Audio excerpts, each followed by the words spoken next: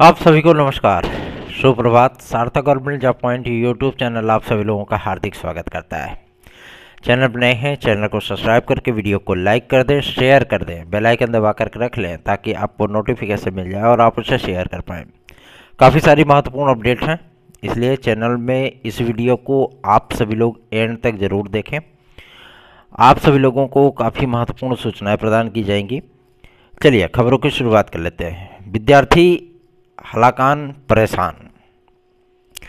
कुछ लोग इस पे भी राजनीति कर रहे हैं, ठीक है ना, और प्रक्रियाओं को प्रभावित करने की कोशिश भी कर रहे हैं। लेकिन आप सभी लोगों को मैं बता दूं कि एलटी ग्रेड और जीआईसी प्रवक्ता के लिए आप सभी लोगों का जो मंतव्य है वो हम अच्छी तरीके से जान चुके हैं कि आप लोग लोक सेवा आयोग से ही इस वैकेंसी को चाहते हैं। और सबसे बड़ी चीज़ ये है कि जिन समस्याओं को लेकर के लोक सेवा आयोग आनाकानी कर रहा है वैकेंसी को जारी करने के लिए, उन समस्याओं का निराकरण 17 तारीख तक हो जाएगा, ठीक है ना। हम आदरणीय मुख्यमंत्री महोदय से मिल करके, क्योंकि 16 को रात्रि में हम यहाँ से निकल जाएंगे और 17 को उनसे मुलाकात करके फिर 17 को रात्रि में ही हम जो है वापस लौट आएंगे भाई। क्योंकि भले ही विद्यालय बंद चल रहा है छात्र छात्राओं के लिए, लेकिन अपने लिए तो नहीं बंद है ना, अपने लिए तो जारी है। और वैसे भी गवर्नमेंट का ये मानना होता है कि अध्यापकों को ठंड नहीं लगती, बस बच्चों को लगती है ना। तो विद्यालय तो चलेगा ही, उसमें ऐसा नहीं है कि हम लोगों को भी छुट्टी मिल जाए, मिलेगी नहीं। तो इसलिए तो भाई अब ड्यूटी है तो ड्यूटी करनी ही है। एलटी ग्रेड जीआईसी प्रवक्ता के लिए काफ़ी सारे प्रस्ताव वो विद्यार्थियों के माध्यम से हमें प्रेषित किए गए हैं। और सबसे बड़ी चीज़ ये है कि उस दिन माध्यमिक शिक्षा विभाग में एक महत्वपूर्ण मीटिंग हुई और आज की तारीख में इस पर कुछ न कुछ बेहतरीन फैसले किए जाएंगे। आज उच्च स्तरीय मीटिंग है माध्यमिक शिक्षा विभाग की, जिसमें राजकीय अपर सचिव से लेकर के माध्यमिक शिक्षा सचिव तक सभी सम्मिलित होंगे और शिक्षा निदेशक महोदय भी सम्मिलित होंगे। और ये मीटिंग लोक सेवा आयोग के अधिकारियों के साथ है। इन तमाम मुद्दों को सुलझाने का प्रयत्न किया जाएगा, क्योंकि इन्होंने एक्सप्लेनेशन मांगा था, मतलब एक्सप्लेन करने के लिए कहा था कि आप बताएं कि किस तरीके से चीज़ों को हम फॉलो करें। क्योंकि टीजीटी की नियमावली तो सामने आ चुकी है, शिक्षा सेवा चयन आयोग की नियमावली जब सामने आई तो टीजीटी की नियमावली सामने आ गई, है ना। और टीजीटी की नियमावली में कुछ चीज़ें एलटी की एब्जॉर्ब कर ली गई हैं टीजीटी में। जैसे आपको जीएस वगैरह का पैटर्न देखने के लिए मिलेगा। 150 क्वेश्चन आप सभी लोगों को अटेम्प्ट करने होंगे विदाउट नेगेटिव मार्किंग। लेकिन यहाँ पे नेगेटिव मार्किंग है, तो इसलिए टीजीटी में भी नेगेटिव मार्किंग करने के लिए कहा जा रहा है कि टीजीटी में भी नेगेटिव मार्किंग कर दीजिए। अगर हम एलटी को एक चरण में कराने के लिए हामी भर भी दें कि भाई चलो ठीक है एलटी ग्रेड को हम एक चरण में करा लेंगे, तो आप भी एलटी की तरह टीजीटी में भी और पीजीटी में भी आप नेगेटिव मार्किंग करिए। तो इन चीज़ों पर थोड़ा सा मसला उलझा हुआ है। और शिक्षा सेवा चयन आयोग की लगभग सभी भर्तियों में टीईटी को छोड़ करके आप लोगों को नेगेटिव मार्किंग देखने के लिए मिल सकती है, क्योंकि प्रस्ताव भी यही है।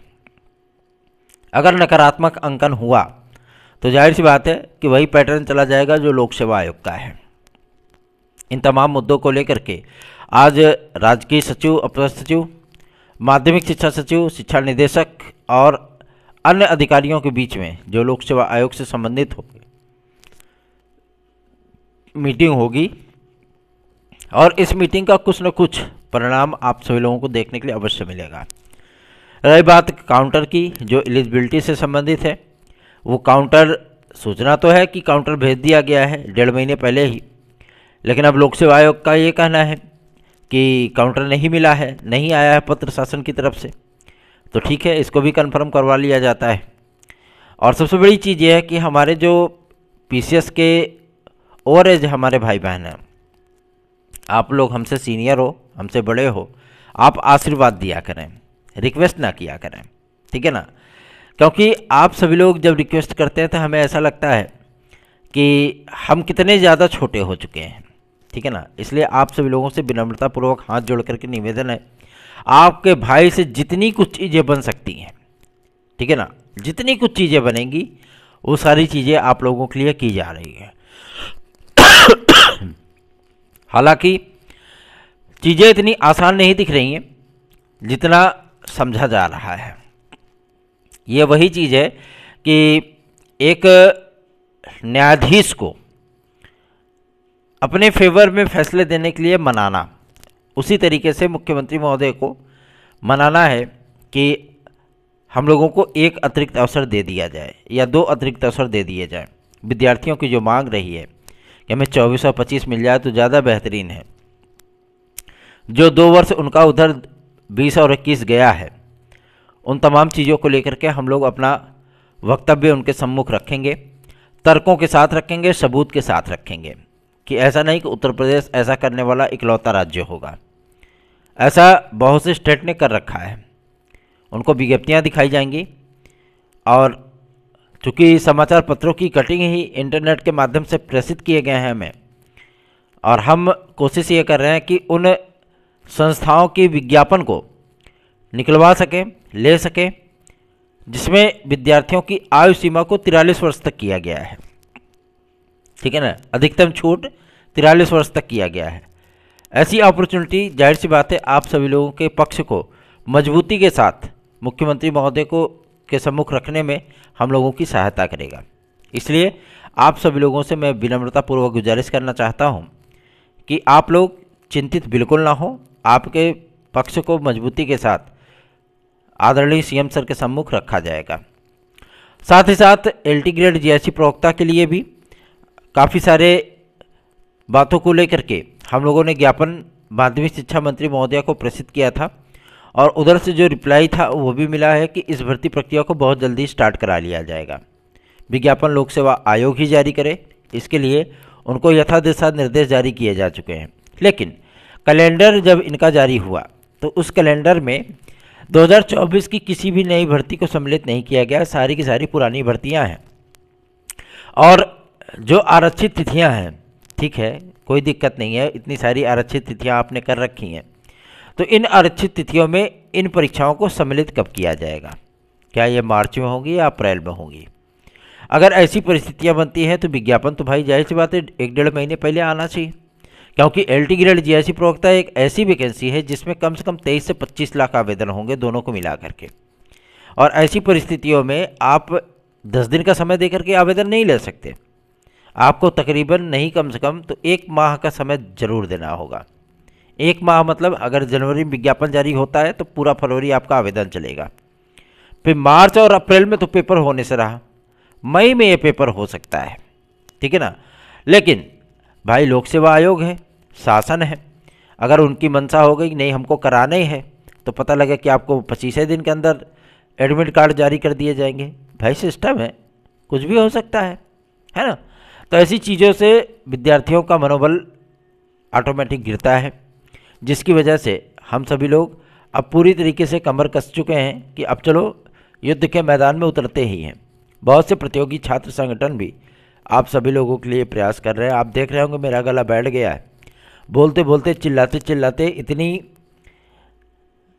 क्षमता चली जाती है ना, कहते नहीं है कि मतलब कितनी भी कोशिश कर लो, लेकिन वो क्षमता जो है वो कैपेसिटी के ऊपर गई तो फिर जाहिर सी बात है सब कुछ ब्लास्ट कर जाता है।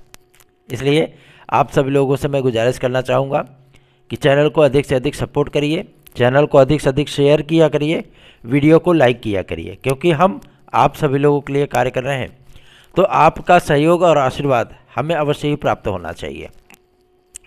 चलिए आगे बढ़ते हैं। अब बात करेंगे आपके एक और महत्वपूर्ण मुद्दे को लेकर के, जो कि संबंधित है DSSB से। DSSB से TGT की वैकेंसियाँ आई हुई हैं। जो विद्यार्थी एलिजिबल हों वो विद्यार्थी आवेदन कर लें। सभी विषयों के पद हैं, चाहे वो मैथमेटिक्स हो, अंग्रेजी हो, ज्योग्राफी हो, SST हो, ठीक है ना, हिंदी हो, संस्कृत हो, सभी विषयों के पद आए हैं। विद्यार्थी उसकी ऑफिशियल वेबसाइट DSSB.gov.in इस वेबसाइट पे जाकर के पूरा उसका विज्ञापन देख सकते हैं। और सबसे बड़ी चीज़ यह है कि आप सभी लोगों को फ्रेश कहते नहीं कि आवेदन के बाद एग्ज़ाम के बाद रिजल्ट, उसमें ज़्यादा पेंडिंग नहीं रहता है। इसलिए आप सभी लोग उसका विज्ञापन अवश्य देखें और हो सकता है तो आप आवेदन भी कर लें, क्योंकि दिल्ली अधीनस्थ सेवा चयन बोर्ड की नौकरियां अच्छी होती है। ठीक है। और अगली जो अपडेट है वो आप सभी लोगों की UPSSC से है। UPSSC आप सभी लोगों के कुछ परिणाम, जिसमें JEE 2018, ASO 2019 और वीडियो री एग्ज़ाम, ये 3-4 परिणाम हैं जो कि आप सभी लोगों के इस जनवरी में जारी किए जा सकते हैं। इसके संबंध में शासन की तरफ से इनको यथा दिशा निर्देश प्राप्त हो चुका है और रिजल्ट की तैयारियां स्टार्ट हो चुकी हैं। ठीक है ना। और एक एक करके रिजल्ट आप सभी लोगों के सम्मुख आएगा। उम्मीद की जा रही है कि जनवरी के भीतर ही आप लोगों के बहुप्रतीक्षित परिणाम, जिसमें मुख्य सेविका भी सम्मिलित है, आप सभी लोगों को देखने के लिए मिलेगा। हालांकि शासन की तरफ से दिया गया ड्यू डेट 15 तारीख से लेकर के 19 तारीख के बीच में है, मतलब 15 से 19 फरवरी के बीच में है। लेकिन आज की तारीख में जो तैयारियां UPSSC में चल रही हैं, उसके माध्यम से ये जानकारी प्राप्त हुई है कि एक दो विज्ञापन के परिणाम आप सभी लोगों को इसी हफ्ते में देखने के लिए मिल सकता है। ठीक है ना। तो चिंतित बिल्कुल मत होइए, निश्चिंत रहिए, क्योंकि आपके हितों की रक्षा करने के लिए आपका सार्थक भाई मौजूद है। बहुत से हमारे भाई बहन जो UPSSC की भर्ती परीक्षाओं की तैयारी करते हैं वो फ्रस्ट्रेट हो जाते हैं। क्यों? क्योंकि आवेदन करने के बाद उनको खुद ही नहीं पता होता है कि एग्ज़ाम कब होगा। सिर्फ एक एग्ज़ाम का पता होता है उनको कि PET समय से होगी, उसके बाद उसका परिणाम भी समय से आ जाएगा। ठीक है ना। लेकिन उसके बाद जो चीज़ें होती है, कोई भी वैकेंसी फॉर्म डालो, 2 साल 2.5 साल इंतज़ार करने के बाद पेपर हुआ, उसके बाद 4 साल इंतज़ार करो तो हो सकता है कि पेपर रद्द हो जाए, उसके बाद भी 4 साल इंतज़ार करो तो हो सकता है फिर से पेपर होकर के परिणाम आने के लिए 2 साल और इंतज़ार करो, तब तक विद्यार्थी ओवर एज हो जाता है। ठीक है ना। और ऐसी परिस्थितियों में उसको नौकरी की जो लालसा रहती है वो भी समाप्त हो जाती है फिर। तो ये चीज़ें नहीं होनी चाहिए। समूह ग और घ के पदों पर अगर आपका चयन हो रहा है तो वो एक टाइम पीरियड के अनुसार ही होना चाहिए। कोशिश संस्थाओं की यही होनी चाहिए कि हम इन भर्तियों को कम से कम 6 माह से लेकर के 10 माह के बीच में कंप्लीट कर दें, ताकि विद्यार्थियों को भी दिक्कत ना हो, सिस्टम को भी प्रॉब्लम ना हो और सिस्टम में विद्यार्थियों की उसकी पारदर्शिता में विद्यार्थियों का विश्वास और भरोसा बना रहे। तो सार्थक government job point YouTube channel आप सभी लोगों को सपोर्ट कर रहा है। आप सभी लोग भी सार्थक government job point YouTube channel को सपोर्ट करिए। एक मामला है आप सभी लोगों के BEd in PRT को लेकर के। BEd in PRT के लिए पश्चिम बंगाल से आप सभी लोगों को प्रदर्शन की सूचनाएं प्राप्त हो रही होंगी। कल विद्यार्थियों का प्रतिनिधिमंडल वहां के नेता प्रतिपक्ष श्री शुभेंदु अधिकारी जी से मिल करके बातचीत करके उनको ज्ञापन दिया और अपनी मनोव्यथाएं बताई हैं कि हम सभी लोग परेशान हैं और केंद्र सरकार हम लोगों की सुध नहीं ले रही है। ऐसी परिस्थितियों में उनको भी पता है कि पश्चिम बंगाल में कितने BEd धारी हैं और अब स्थितियां तो और भी विकट होती जा रही हैं, क्योंकि जो चयनित विद्यार्थी हैं उनको भी प्राथमिक शिक्षक भर्ती से बाहर किया जा रहा है, जो वो अपनी सेवाएं दे रहे हैं। इसमें ऐसा नहीं कि केवल एक राज्य प्रभावित है। सर्वोच्च न्यायालय का आदेश होने के बाद ये पूरा इंडिया प्रभावित हो गया है इससे। ठीक है ना। BEd के विद्यार्थी पूरी तरीके से बेचारे निराशा में डूबे हुए हैं। हम सभी लोग न्यायालयी प्रक्रिया से गुजर रहे हैं। न्यायालय में आप सभी लोगों के पक्षों को लेकर के एक जगह से निराशा प्राप्त होती है, दूसरी जगह हम लोग अप्लाई करते हैं कि हम लोगों को कहीं से तो कुछ आशा की किरणें नज़र आ जाए। लेकिन इसमें अब विस्तृत बेंच में जाने का तात्पर्य यही है कि वहाँ पे MHRD और NCT खड़ा होकर के अपने वक्तव्य को रखे और अपने तर्कों को रखे, क्योंकि ये दर्द अगर किसी ने दिया है, मान लीजिए 2018-28 जून को केंद्र सरकार के माध्यम से शिक्षा मंत्री जो उस समय के वर्तमान के थे, उन्होंने आदेश किया और NCT ने BEd को प्राथमिक में सम्मिलित करने की अधिसूचना जारी कर दी। लेकिन NCT इसको डिफेंड नहीं कर पाई सर्वोच्च न्यायालय में। अगर उनको सारी चीज़ें गलत ही लग रही थी तो उस समय भी वो शिक्षा मंत्री MHRD से बोल सकते थे कि ये प्रक्रियाएं आप सभी लोगों की बाद में डिनाय हो जाएंगी। इससे बेहतर है कि आप इसमें संशोधन करके कमेटी का गठन करके रिपोर्ट प्रेषित करके उसके अनुकूल आप ये चीज़ें करें तो हो सकता है कि ये चीज़ें बच जाएंगी। लेकिन ऐसी परिस्थितियां विद्यार्थियों को, करोड़ों विद्यार्थियों को परेशान करने वाली नहीं। और अब इन सारी चीज़ों का जिम्मेदारी लेने के लिए न तो केंद्र सरकार के मंत्री आगे आ रहे हैं और न ही NCT आगे आ रही है। लेकिन आप सभी लोगों को एकजुट होने की आवश्यकता है। आप सभी लोगों की बातों को हम सभी लोग जनप्रतिनिधियों तक पहुंचा रहे हैं। लगातार जनप्रतिनिधियों के माध्यम से केंद्र सरकार तक ये बातें पहुंचाई जा रही है। इसलिए आप सभी लोगों से गुजारिश करना चाहूँगा कि चैनल को अधिक से अधिक सपोर्ट करिए। हम सभी लोग पूरे राज्य में, चाहे वो छत्तीसगढ़ हो, क्योंकि छत्तीसगढ़ में भी अब रूलिंग पार्टी जो केंद्र सरकार में है उसी की गवर्नमेंट है, साथ ही साथ मध्य प्रदेश, वहाँ पे भी रूलिंग पार्टी ही है, ठीक है ना। अब हर जगहों पर हम लोग कोशिश ये कर रहे हैं कि नेताओं से मिल करके बीएड के विद्यार्थियों को जो समस्याएं हो रही हैं उसको उसके माध्यम से अध्यादेश जैसी प्रक्रियाओं से उसको गुजारा जाए। और ये बातें प्रधानमंत्री महोदय तक पहुँचे, गृह मंत्री महोदय तक पहुँचे। आज एक अभियान चलाया गया है, लगभग 6000 विद्यार्थियों के माध्यम से ज्ञापन प्रेषित किए जाएंगे आदरणीय भारत सरकार के गृह मंत्री को, श्री अमित शाह जी को। हम लोग लगातार ज्ञापन प्रेषित करेंगे और उनके ईमेल आईडी पर उनको हर जगहों पर टैग करेंगे ताकि उनका ध्यान आकर्षित हो सके। प्रधानमंत्री जी को भी, भाई वो मन की बात करते हैं, अच्छी बात है, कभी कभी विद्यार्थियों की भी बात कर लिया करें, है ना। और उनको भी, आज पीएमओ को भी हम लोग लेटर प्रेषित करेंगे और कोशिश यही होगी हम लोगों की कि नहीं, कम से कम तो हम लोगों का दर्द वो समझें और अध्यादेश जैसी प्रक्रियाओं से बीएड विद्यार्थियों को गुजारें, जिसकी वजह से उनके हितों की रक्षा हो सके। क्योंकि बीएड विद्यार्थी 2, 4, 10 हज़ार नहीं है, बीएड विद्यार्थी कम से कम 3.5 करोड़ तक हैं।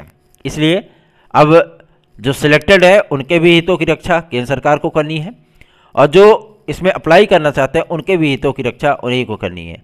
हम लोगों को खुशियाँ उन्होंने दी, अब वही खुशियाँ वापस उनको लाना चाहिए।